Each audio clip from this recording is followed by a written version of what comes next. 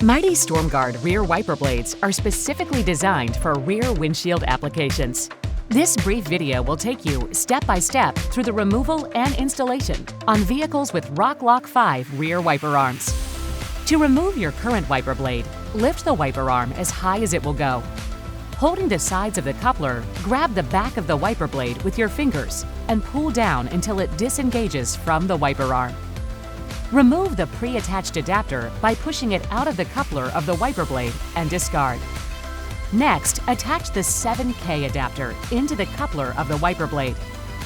Angle the wiper blade and attach the pin in the middle of the coupler to the wiper arm. Rotate the lower part of the wiper blade up until it locks into place onto the wiper arm. Give the wiper blade a firm tug to make sure it's securely attached. Now, remove the plastic protector over the rubber by sliding it off the wiper blade. And finally, lower the wiper arm onto the windshield. That's it, you're done. You now have 360 degrees of superior visibility.